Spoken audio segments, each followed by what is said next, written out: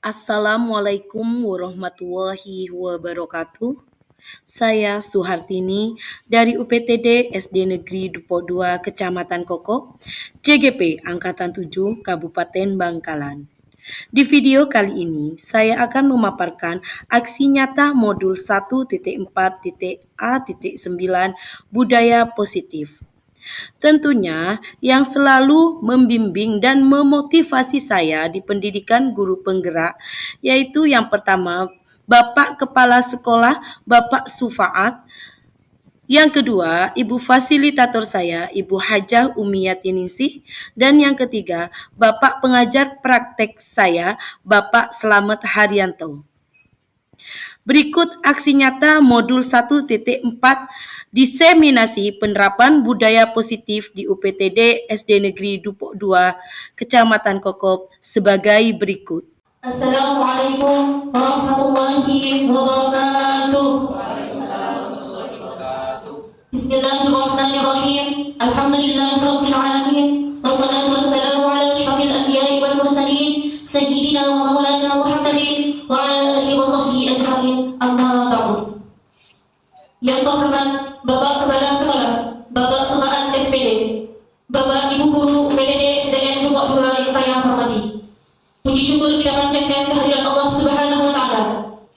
Karena kesempatan kali ini kita dapat berkumpul dalam acara kegiatan aksi nyata diseminasi budaya positif di sekolah. Salawat serta salam.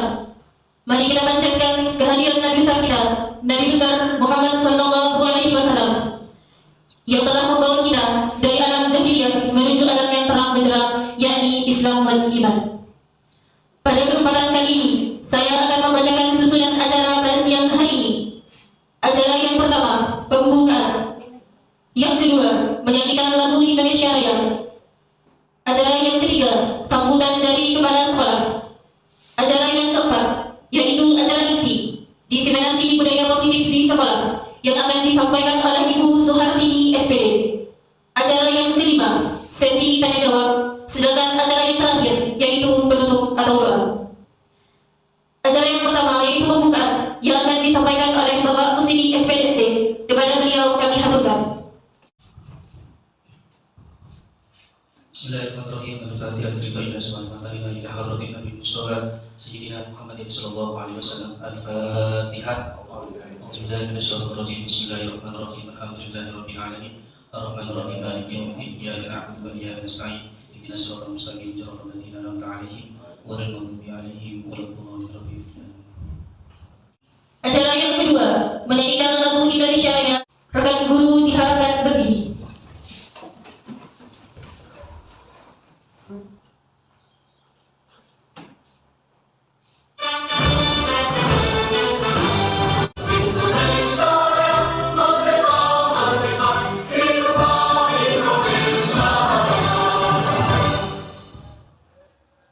Rekan guru diharap duduk kembali. Acara yang ketiga, yaitu sambutan dari kepala sekolah. Kepada Bapak Sufaat SPD, kami haturkan. Assalamualaikum warahmatullahi wabarakatuh. Yang kami hormati kepada Bapak Ibu Dewan Guru dan juga semua tenaga pendidikan di SDN Dupo 2 Kecamatan Koko Kabupaten Bangkalan. Dan kata yang pantas kita ucapkan pada pagi ini, selain puja dan puji syukur kepada Allah Subhanahu wa Ta'ala, karena pada pagi ini kita dapat bersama-sama mengadakan suatu kegiatan pendidikan yang akan insya Allah yang akan membawa arah pendidikan lebih maju. Amin, Allahumma amin. Para bapak dan ibu sekalian, sekarang kita pada pagi ini akan mengadakan salah satu program kegiatan daripada guru penggerak, yaitu kegiatan aksi nyata yang kebetulan di SDN Dupo 2 ini ada salah satu guru yang sedang mengikuti program sebagai guru penggerak. Terus terang kami sebagai kepala sekolah teramat bangga sekali jika Bapak Ibu mau ikut, mau aktif mengikuti semua program-program pemerintah di bidang pendidikan. Salah satu ini program yang lagi gencar-gencarnya yang akan dilaksanakan oleh pemerintah khususnya dari Dinas Pendidikan, yaitu program guru penggerak dan juga sekolah penggerak.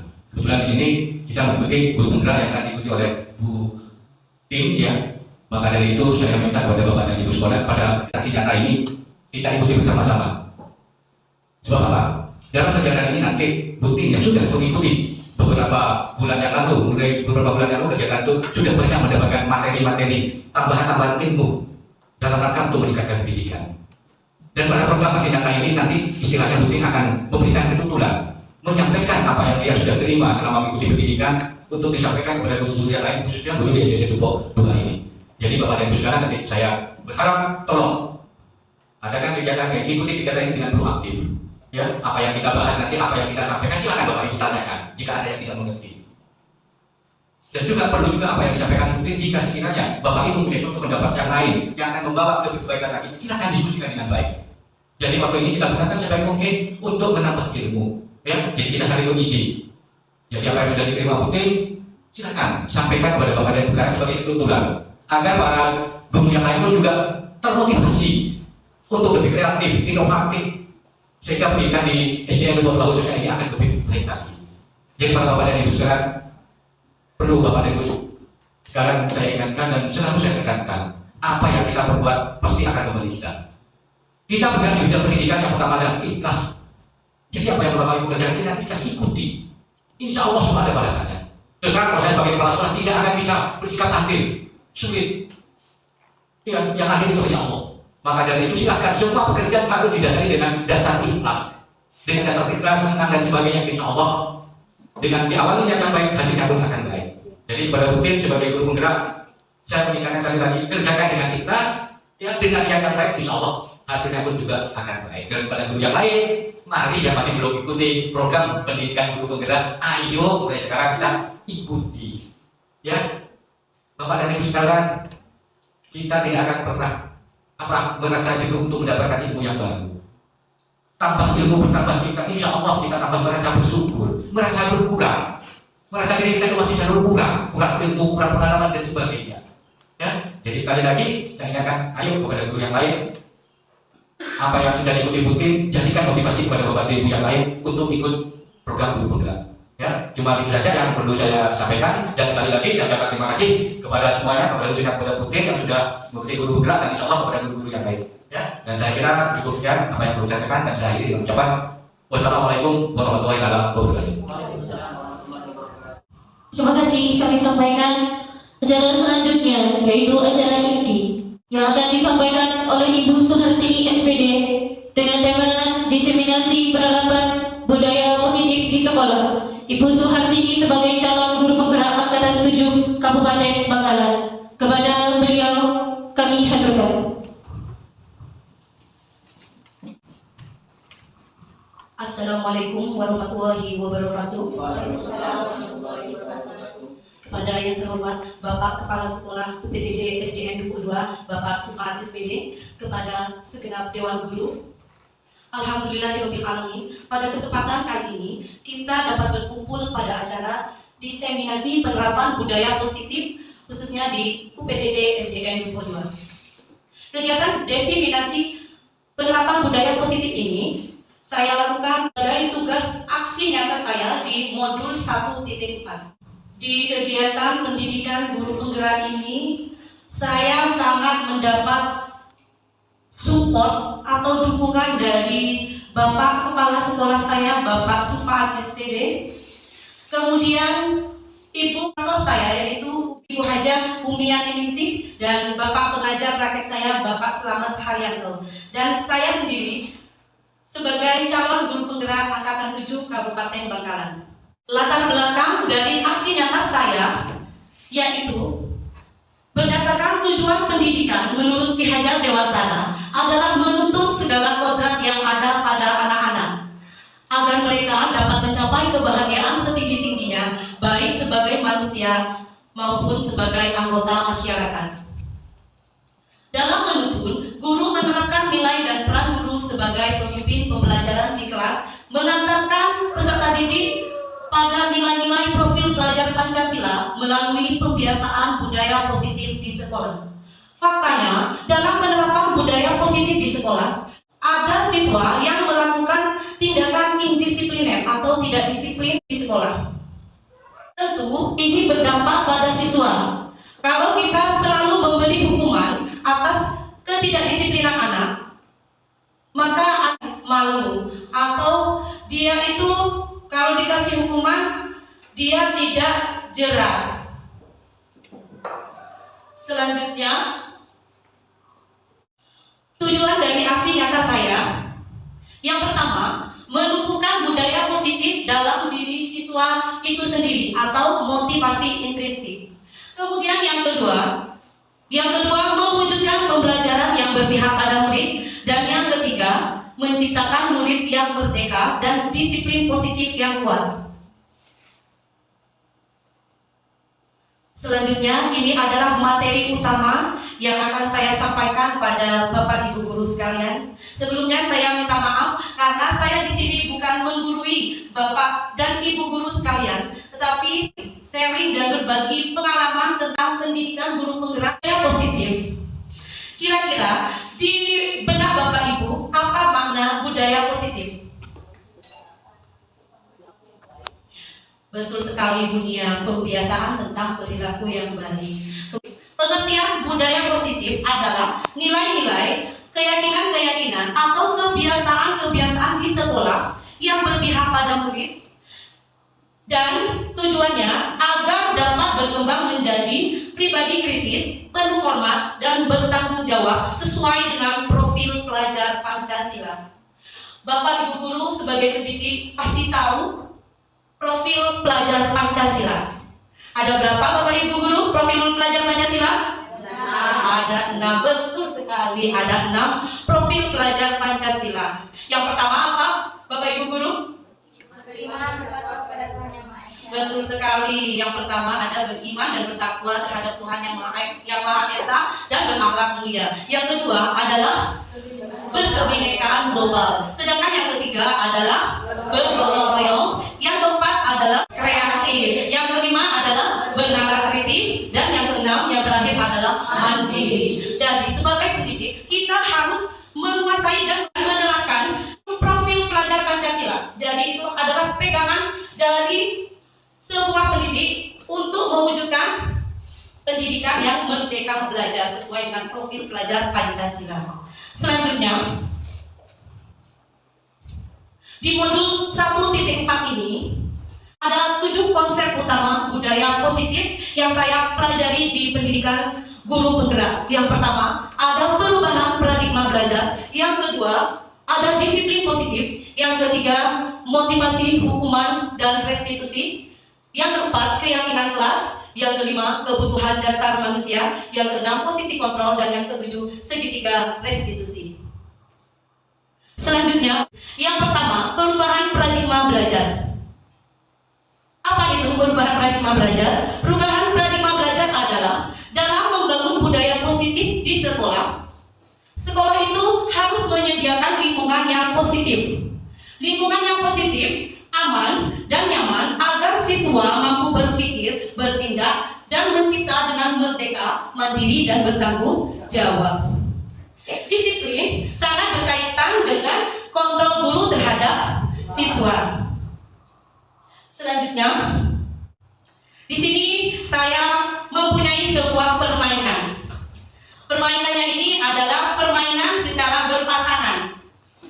Ini ceritanya, permainannya tentang Bapak Ibu guru ini mempunyai kepalan tangan, yang dimana kepalan tangan ini yang Ibu pegang ini adalah sesuatu atau benda yang sangat berharga, yang sangat Ibu jaga, Bapak Ibu guru jaga agar dia tidak hilang atau tidak sampai direbut oleh orang lain.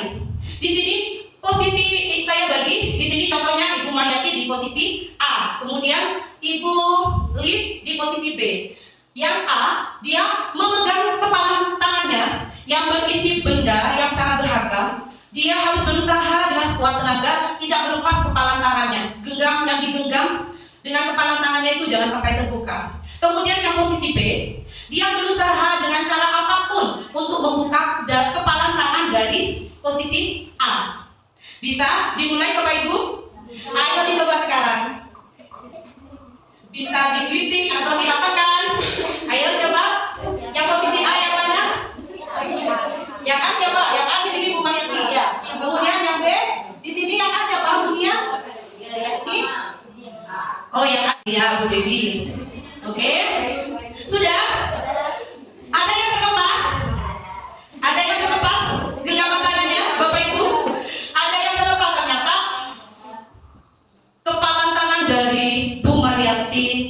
atas. Ini menunjukkan posisi kontrol ini berada di luar. Berarti ini ada di posisi kontrolnya Buklis karena dia bisa membuka posisi kontrolnya. Kemudian Bunia bisa membuka tadi dulu Bunia. Tidak bisa. Bunia sangat teguh keras, dia itu pendiriannya sangat teguh. Dia kepalan tangannya tidak mau dibuka oleh siapapun karena itu sangat berharga buat Bunia. Berarti posisi kontrolnya berada pada diri sendiri. Jadi sebagai pendidik kita harus mulai dari diri kita sendiri untuk menerapkan budaya positif kepada anak didik kita. Selanjutnya ada materi yang kedua yaitu disiplin positif. Apa itu makna dari disiplin positif? Disiplin positif tepat waktu. Kemudian ada lagi Bapak Ibu, Menaati peraturan yang sudah dibuat sekolah. bagus pujian, menaati peraturan di sekolah. Kita lihat apa itu disiplin positif. Di sini disiplin positif ada dua tokoh di dunia pendidikan. Menurut Ki Hajar Dewantara, jika kita menciptakan siswa yang merdeka, syarat utamanya harus mempunyai disiplin yang kuat, yaitu disiplin diri yang berasal dari motivasi internal atau dalam diri sendiri. Jika siswa kita tidak mempunyai disiplin yang berasal dari diri sendiri atau motivasi intrinsik, kita berarti itu maka diperlukan motivasi eksternal atau motivasi dari luar atau dari guru untuk mendisiplinkan dirinya.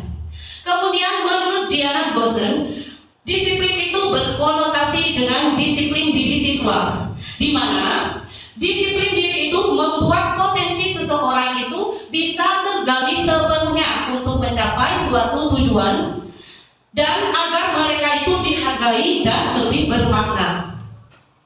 Selanjutnya, apa tujuan disiplin positif? Tujuan dari disiplin positif yaitu menanamkan motivasi kepada semua siswa agar mereka menjadi orang yang mereka inginkan dan menghargai diri sendiri dengan nilai-nilai yang mereka percayai.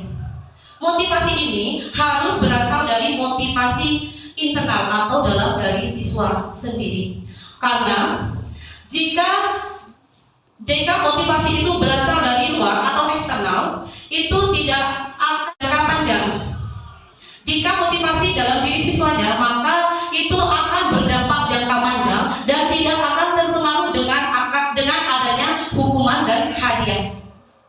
Selanjutnya, materi yang ketiga yaitu motivasi, hukuman, dan restitusi. Motivasi, di sini ada 3 motif perilaku menurut Diana Gosen. Yang pertama, untuk menghindari rasa tidak nyaman atau hukuman.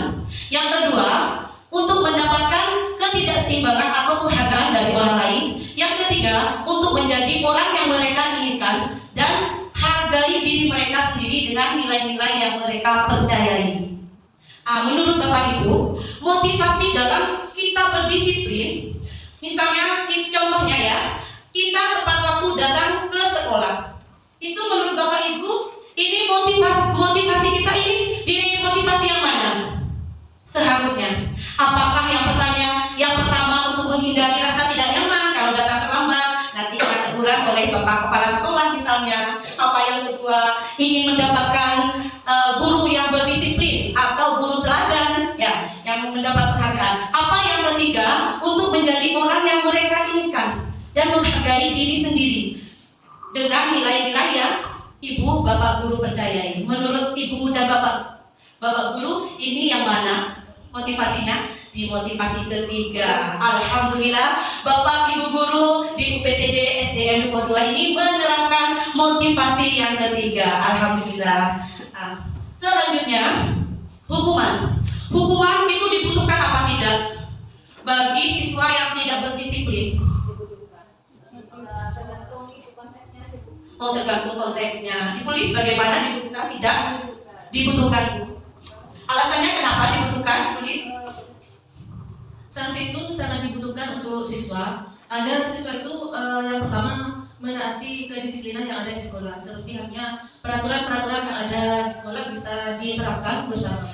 Nah, agar sanksi ini bisa diterima oleh siswa, alangkah baiknya siswa itu diikutsertakan dalam menentukan sanksi yang akan didapatkan oleh siswa itu sendiri untuk Misalnya jika siswa tidak memakai seragam yang lengkap saat upacara bisa diberikan sanksi dipisahkan dengan siswa yang sudah lengkap seperti itu. Nah itu bisa menjadi efek jerak bagi siswa dan bisa diterima seperti itu. Terima kasih jawaban dari Bu Lis, sangat bagus sekali. Nah, menurut saya hukuman itu sangat tidak boleh sebenarnya sebagai pendidik kita menghukum seorang anak ketika tidak berdisiplin. Kenapa? Karena seumpamanya dia tidak berseragam waktu upacara bendera, dia dipisahkan dengan temannya yang lain, otomatis dia merasa malu. Dan hukuman itu ya istilahnya minder. Nah, kemudian hukuman. Ada hukuman biasanya ada apa? Di Bapak Ibu guru? Ada reward atau penghargaan. Penghargaan boleh tidak sih diberikan pada murid? Boleh. Bu Yeni, kenapa boleh Bu Yeni? Saya mau tahu pendapat dari Bu Yeni. Kalau menurut saya sih Bu ya, penghargaan itu boleh saja sih sekali-sekali, tapi jangan selalu dikasih penghargaan gitu siswa agar siswanya tidak kayak tergantungan ke penghargaan tersebut. Kalau misalkan sekali dua kali bisa dikasihkan penghargaan itu biar untuk menumbuhkan semangat siswa, memotivasi belajar siswa. Terima kasih Bu Yeni, betul sekali motivasi itu kata Bu Yeni sangat diperlukan tapi jangan terlalu sering. Tapi penghargaan itu bisa membuat seseorang itu kecanduan, betul tidak? Kita pernah memikirkan tidak siswa kita yang tidak pernah sama sekali mendapatkan penghargaan? Pernah berpikir tidak? Bagaimana dia rasanya? Kan minder. Berarti penghargaan itu bukan satu-satunya reward yang baik bagi siswa. Yang paling terpenting yaitu adalah jika kita melihat anak didik kita tidak berdisiplin, kita bisa melakukan restitusi. Apa itu restitusi?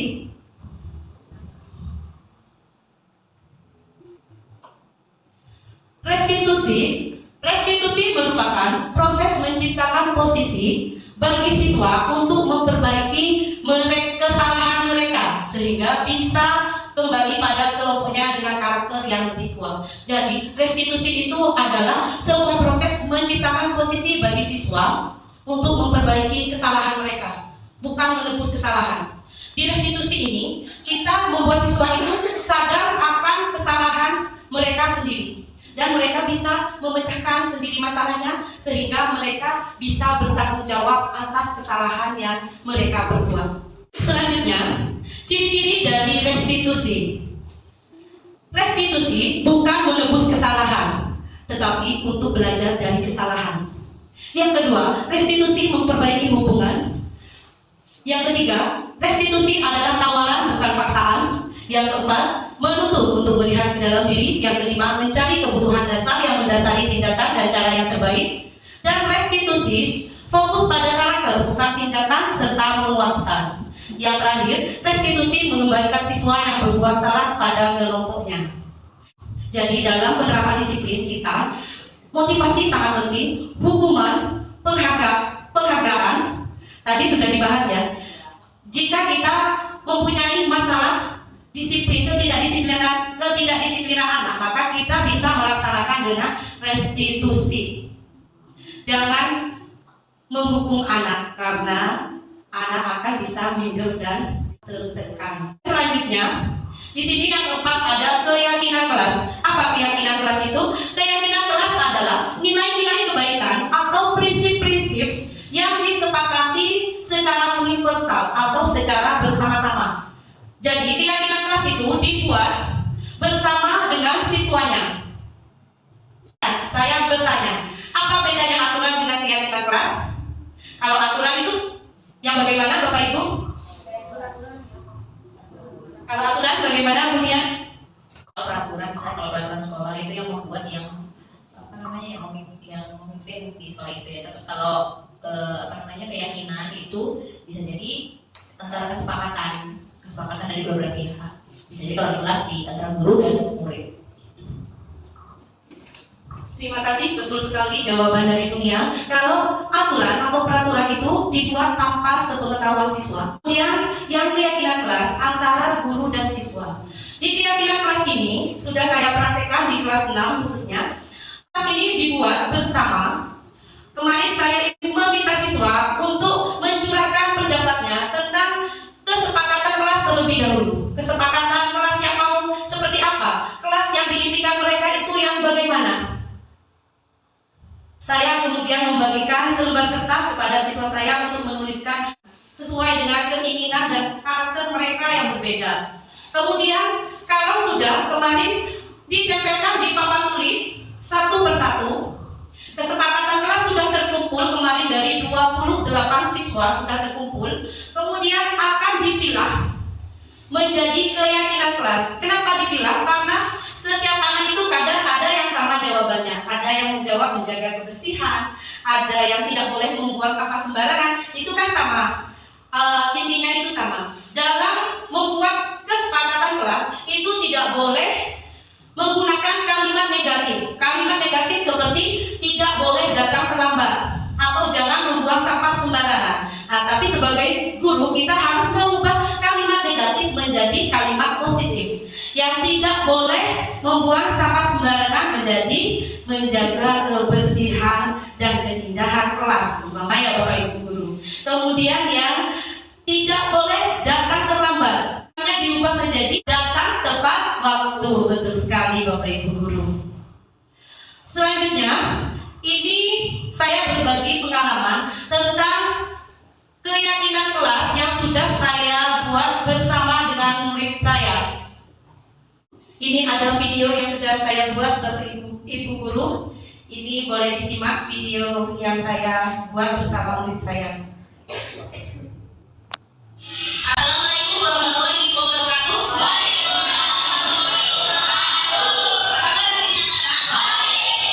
Hari ini semua. Hari ini sebelum memasuki awal pelajaran semester 2, kita akan membuat kesepakatan kelas. Kesepakatan kelas itu apa? Kesepakatan kelas itu nilai-nilai kebaikan yang menurut kalian itu bisa disepakati bersama. Jadi kalian itu pengen kelas impian kalian itu seperti apa? Ya, yang pengen yang terbaik, pengen yang terbaik. Kesepakatan kelas kalian ini nanti akan jadi keyakinan kelas. Jadi keyakinan kelas, kalau nggak ada keyakinan kelas, ada sanksi apa tidak? Ada sanksinya. Jadi jangan sampai melanggar keyakinan kelas tadi. Jadi pertama kali membuat kesepakatan ya bersama. Nanti sekarang ibu bagikan kalian. Sekarang ibu bagikan kalian kertas, kalian tulis di kertas kelas impian seperti apa yang kalian mau. Satu saja ya. Siap? Ya. Bagikan ya.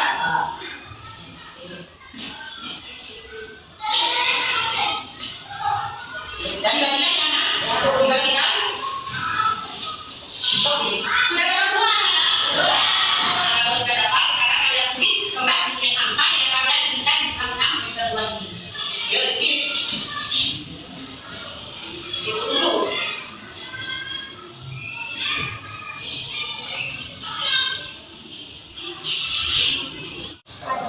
Sebelah sini. Ayo ditegakkan dari dia dari bangku sebelah timur. Ayo maju. Menjaga kebersihan. Ayo maju. Ayo semua pada tempatnya ini masuki menjaga kebersihan. Kemudian apa lagi? Rame ya. Kemudian ini berarti masuk saling menghargai dan menghormati. Kemudian datang tepat waktu. Ini keyakinan kelas yang saya buat di kelas 6 ini ditandatangani bersama oleh siswa agar mereka melaksanakan keyakinan kelas dengan baik. Selain siswa, keyakinan kelas ini ditandatangani oleh guru kelas dan Bapak Kepala Sekolah. Kepada Bapak Sufaat SPD, kiranya berkenan untuk menandatangani keyakinan kelas yang telah dibuat.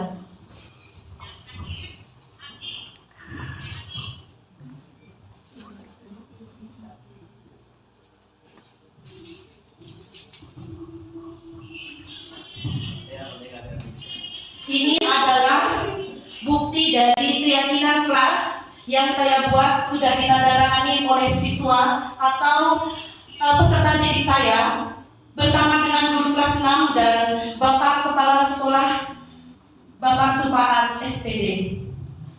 Terima kasih buat Bapak Supaat SPD atas dukungan yang diberikan selama melaksanakan pendidikan guru penggerak. Masih semangat Bapak Ibu guru? Kalau masih semangat, kalau saya bilang semangat pagi, meskipun siang harus semangat pagi terus. Semangat pagi, pagi, pagi, pagi, yes! Terima kasih Bapak Ibu guru. Jadi yang kelima yaitu kebutuhan dasar manusia. Di sini ada 5 kebutuhan dasar yang dibutuhkan oleh seseorang atau peserta didik kita. Yang pertama, kebutuhan bertahan hidup. Yang kedua, kebutuhan cinta dan kasih sayang. Yang ketiga, kebutuhan penguasaan. Yang keempat, kebutuhan akan kebebasan. Sedangkan yang kelima adalah kebutuhan akan kesenangan. Untuk yang pertama, contoh dari kebutuhan bertahan hidup. Kita butuh apa untuk bertahan hidup?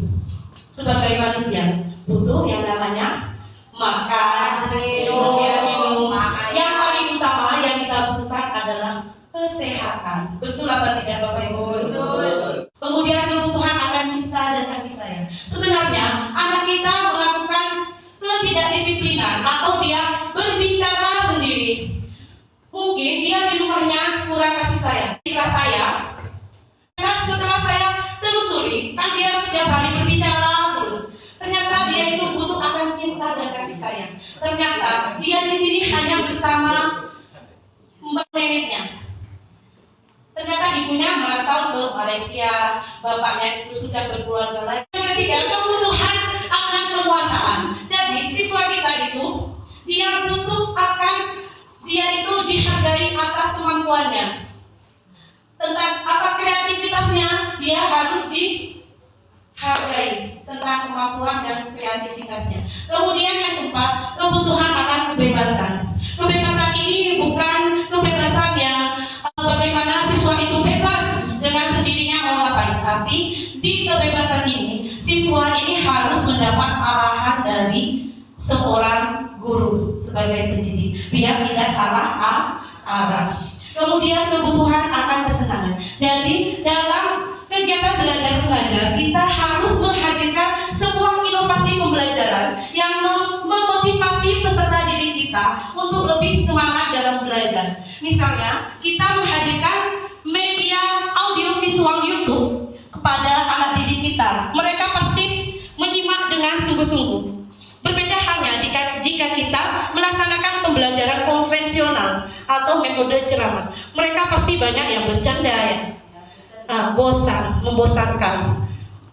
Jadi sebagai seorang pendidik kita harus pintar dalam membuat perubahan atau berinovasi. Selanjutnya,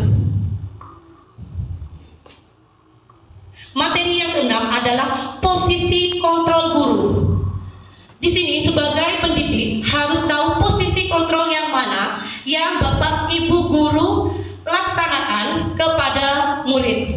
Di sini ada 5 posisi kontrol. Yang pertama, posisi kontrol penghukum. Yang kedua, pembuat orang merasa bersalah. Yang ketiga, posisi kontrol teman. Yang keempat, pemantau. Dan yang kelima, pengurus atau manajer.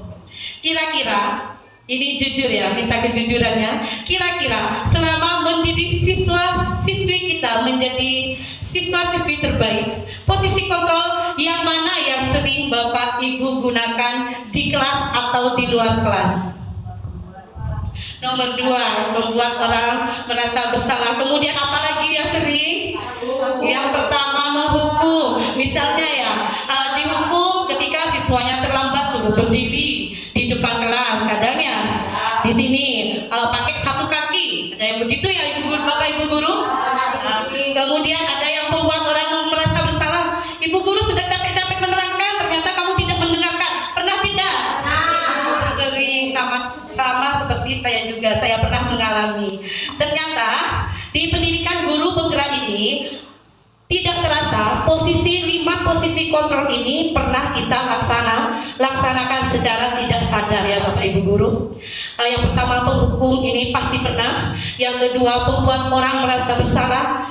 Kemudian teman ini biasanya guru itu memposisikan dirinya teman, tapi itu tidak bisa mendisiplinkan anak. Karena kalau Bapak Ibu guru menjadi posisi teman ini, posisi kontrol yang Bapak Ibu guru gunakan, cenderung anak-anak itu ibu bisa membantu pekerjaan saya. Nanti kalau tidak dibantu, mereka tidak mau berusaha lagi. Jadi ini kurang tepat. Yang keempat, pemantau. Pemantau di sini hanya melihat saja, mengobservasi saja. Ini tidak berefek jerah juga pada anak. Posisi kontrol yang kelima yaitu pengurus dan manajer. Yaitu ini yang sangat diperlukan sebagai pendidik. Posisi kontrol manajer. Kenapa posisi kontrol manajer? Karena ini merupakan posisi mentor di mana guru melakukan bersama dengan murid, mengajak siswa untuk bertanggung jawab atas perilakunya, mendukung siswa menemukan solusi atas permasalahannya sendiri, dan mengajak murid untuk menganalisis kebutuhan dirinya sendiri dan kebutuhan orang lain. Jadi menurut Bapak Ibu guru ini posisi kontrol mana yang sangat baik diterapkan? Manajer, betul sekali. Selanjutnya, di sini terkait posisi kontrol dan kebutuhan dasar manusia di pendidikan guru penggerak yang saya sudah pelajari. Di sini saya belajar tentang memecahkan sebuah kasus. Di ruang kolaborasi di pendidikan guru penggerak ini, saya diberi tugas untuk menyelesaikan kasus 3 bersama CGP dari Kamal, yaitu Bapak Firdaus dan Ibu Yuni Andari. Di sini ada kasus 3. Minta tolong dibacakan Ibu Musrifah. Bu Dani sedang menjelaskan pelajaran bahasa Inggris di Bengkulu. Namun beliau memperhatikan bahwa Fajar malah tidur-tiduran dan tak. Gimana Fajar? Gimana kamu Fajar? Kamu tidak kasihan sama ibumu ya? Ibu sudah capek-capek mengajarkan kamu, tidak kasihan sama ibu, dan Fajar pun diam dulu. Kira-kira dari kasus 3 ini, posisi kontrol apa yang Ibu Dani ambil dalam memecahkan kasus 3 ini? Posisi kontrolnya mana? Ya, tulis. Membuat orang merasa bersalah. Membuat orang merasa bersalah, betul sekali. Kemudian selanjutnya, ini ada kasus 4. Bisa dibaca? Bapak Ibu guru, di sini ada kasus 4. Selanjutnya ya. Kira-kira kasus 4 ini posisi apa? Posisi kontrol apa yang diambil oleh guru ketika mengatasi kasus ini?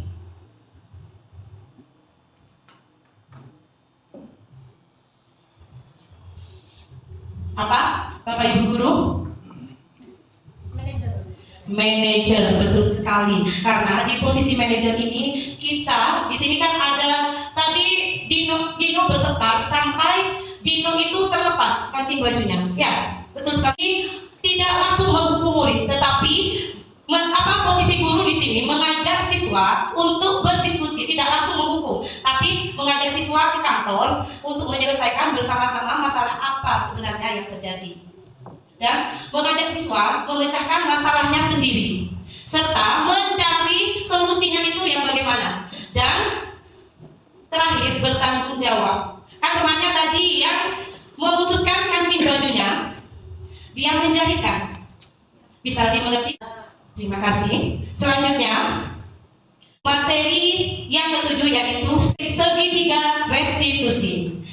Segitiga restitusi ada 3 poin penting yang harus diterapkan dalam penerapan segitiga restitusi. Yang pertama, menstabilkan identitas. Yang kedua, validasi tindakan yang salah. Yang ketiga, menanyakan keyakinan. Contoh dari menstabilkan identitas, pertanyaan dari seorang guru di sini. Setiap orang pasti pernah melakukan kesalahan. Kamu bukan satu-satunya yang pernah melakukan kesalahan ini. Ini kalimat pertanyaannya, Bapak Ibu. Kemudian yang kedua, validasi tindakan. Adakah cara yang lebih efektif untuk mendapatkan apa yang kamu butuhkan?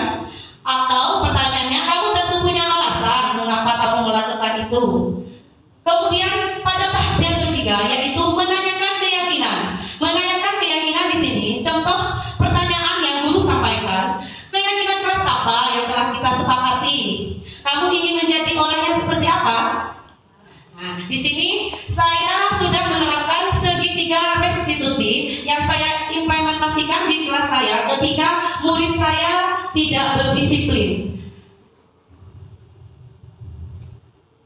Ya, kamu tahu tidak kenapa harus melakukan kata? Kamu tahu tidak dalam keluarga itu sebuah kesalahan atau tidak? Iya. Pasti dia itu punya alasan kenapa dia datang lambat. Apa alasannya? Kesiangan apa dia? Begadang. Begadang nonton bola. Kenapa? Sampai jam berapa dia? Sampai jam 2. Ini nonton bola. Kamu nonton di film malam. Kalau nonton bola itu memang sangat mengasihkan ya, apalagi Brazil dengan Argentina. Tapi itu bisa merugikan kamu, dan kamu bisa lupa karena kurang tidur dan kamu terlambat sekolah. Apakah keyakinan kelas Ini adalah tahap yang ketiga, menanyakan keyakinan. untuk melaksanakan keyakinan kelas dengan baik? Apa yang dia lakukan setelah ini? Dia tidak akan mengulangi lagi dengan cara apa? Tidak apa ya? Tidak.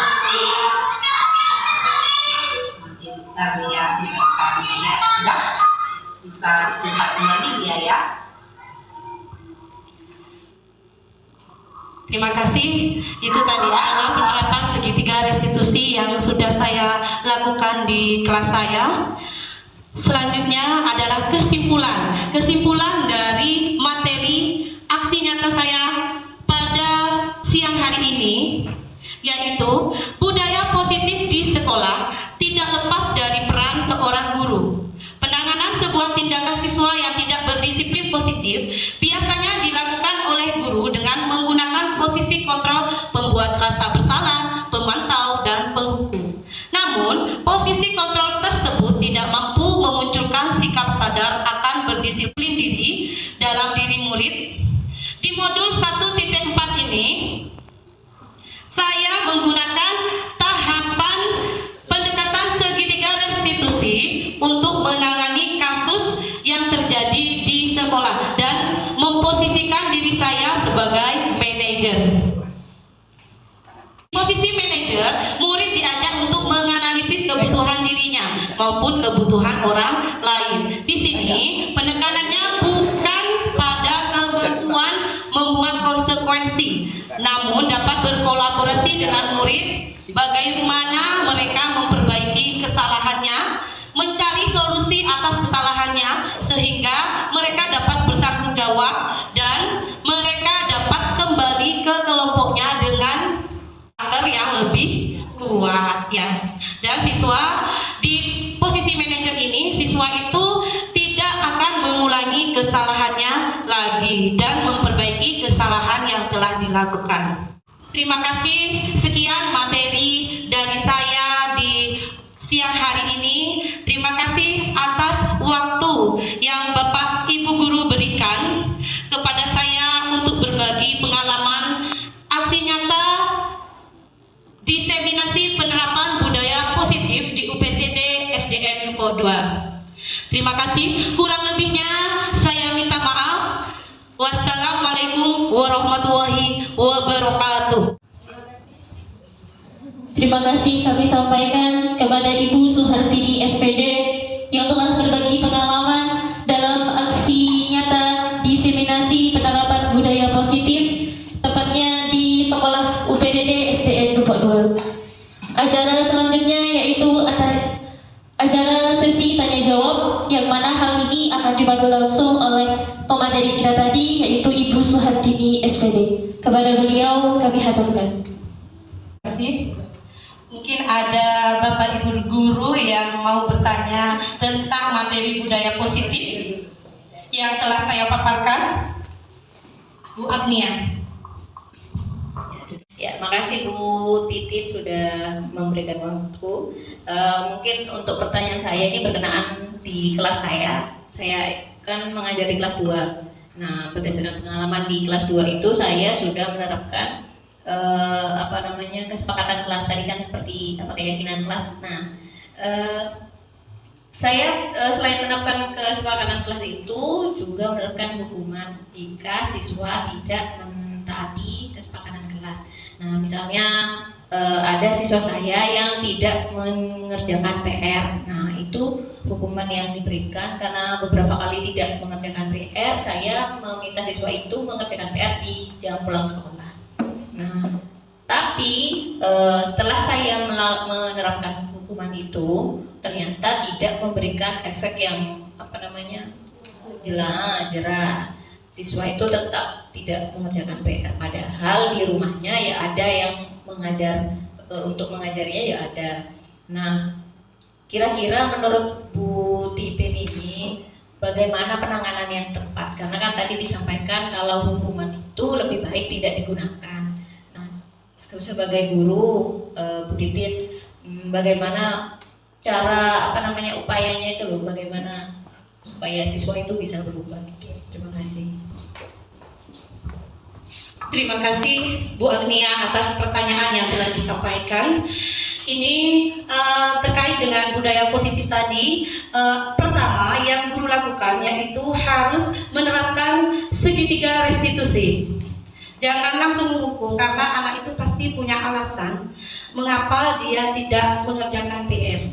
Dan selanjutnya sebagai seorang pendidik, mari luangkan waktu Bapak Ibu guru untuk mendidik anak, bisa di luar jam sekolah, bisa waktu istirahat, atau kita menambah waktu 1 jam setelah pulang sekolah. Bagaimana Bu Agnia? Adakah pertanyaan lagi Bapak Ibu guru?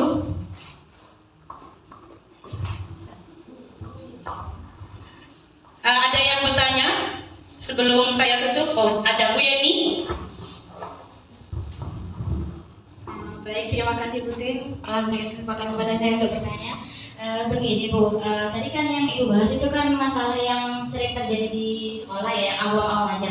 Nah, gimana misalkan suatu saat Ibu mendapatkan suatu kasus siswa Ibu itu kayak melakukan pelanggaran yang tidak ada di keyakinan yang sudah disepakati bersama, yaitu contohnya misalkan merokok. Karena saya itu sering melihat di sekolah-sekolah lain yang umumnya yang banyak itu ada siswa SD bahkan SMP juga banyak itu tuh pas pulang sekolah itu merokok. Itu gimana penanganannya?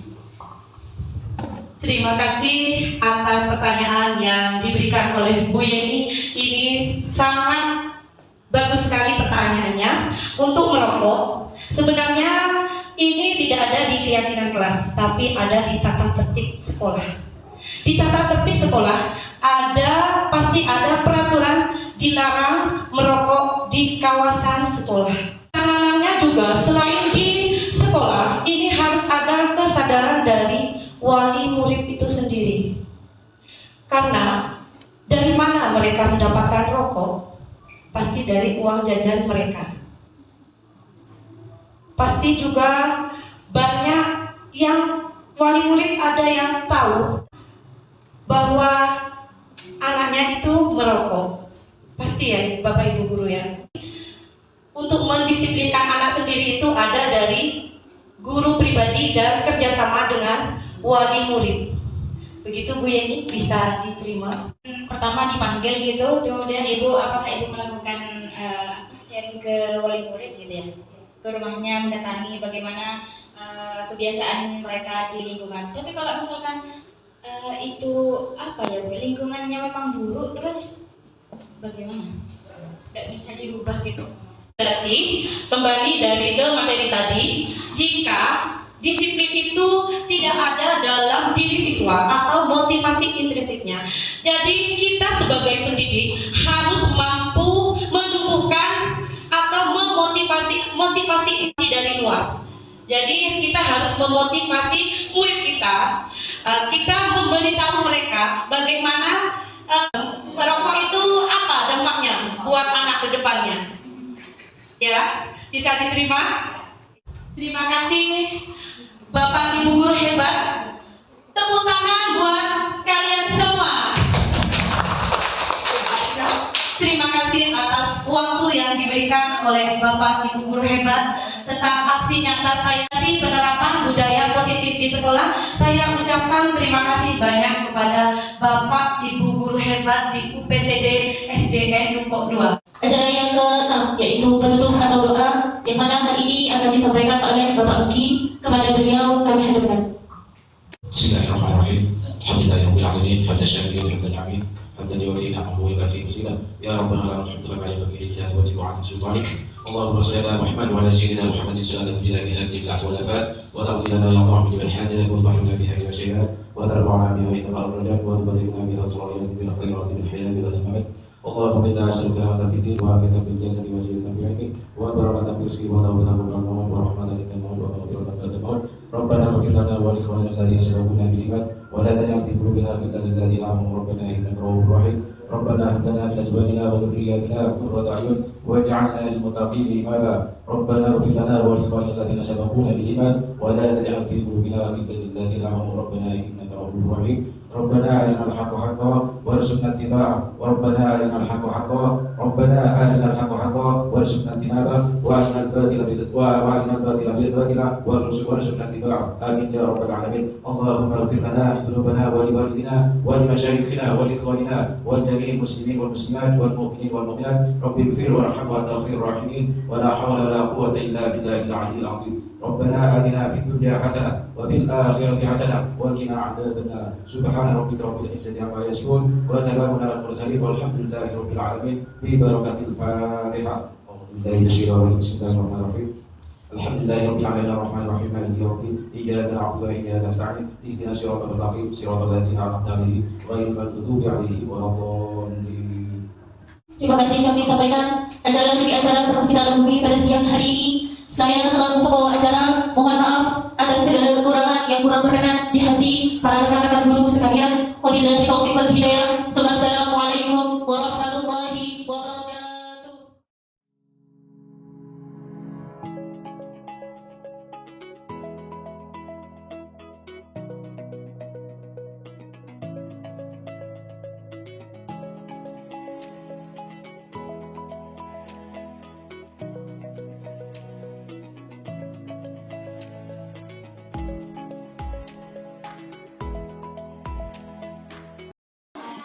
Assalamualaikum warahmatullahi wabarakatuh. Perkenalkan, nama saya Layana Datul Hasanah, siswa kelas 6 UPTD SDN Dupo 2. Saya sangat senang sekali belajar dengan Ibu Suhartini karena di awal semester 2 kami belajar membuat keyakinan kelas 6. Dengan keyakinan kelas, saya dan teman-teman kelas belajar bertanggung jawab. Dengan kesepakatannya kami buat bersama dan kami lebih disiplin dan antusias dalam belajar. Terima kasih Ibu Suhartini. Wassalamualaikum warahmatullahi wabarakatuh.